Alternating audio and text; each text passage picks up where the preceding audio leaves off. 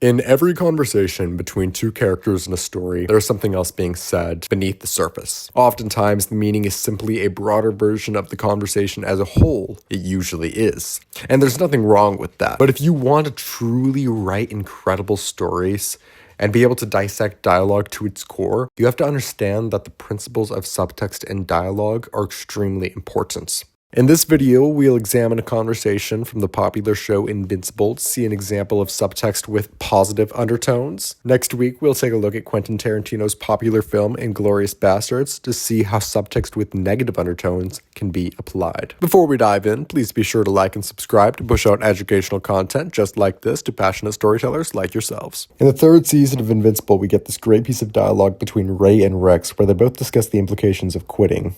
Why are you here?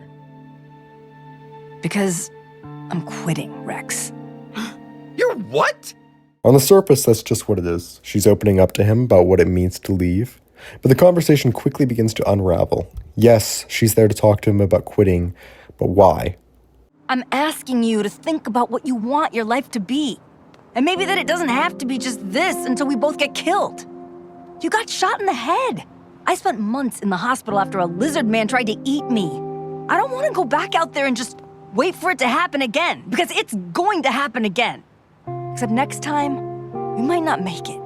Because she thinks life has more to offer than the daily risk of getting killed that comes with being a superhero. The conversation goes another layer deeper yet again. Rae turns to Rex and asks him the question she's been asking herself for the last few months.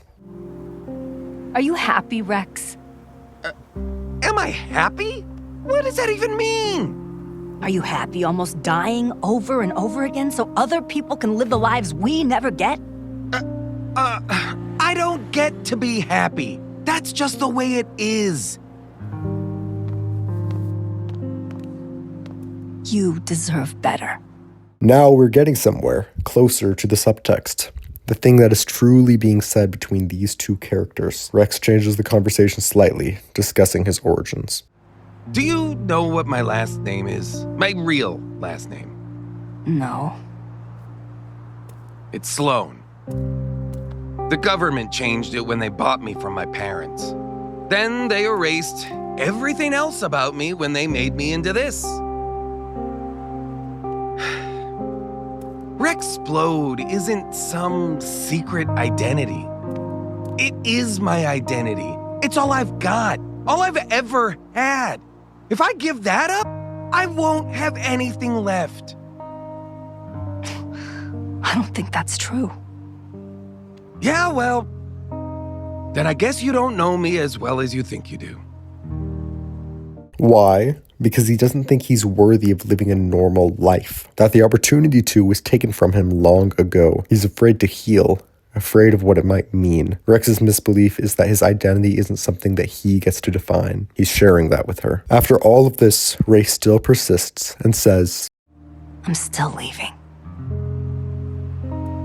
Rex approaches her and replies, Yeah, I know.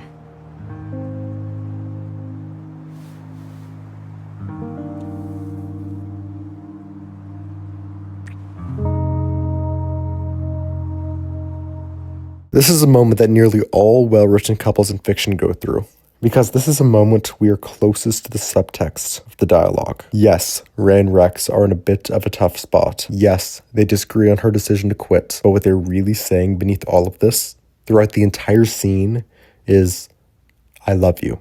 Those words that haunt the protagonist of T.S. Eliot's poem, The Love Song of J. Alfred Prufrock, Do I Dare? Do I dare? The words that characters so often avoid uttering, the words we avoid saying before it's too late, the same I know that Han uttered to Leia in The Empire Strikes Back. This is, as some writers say, the moment the mask slips.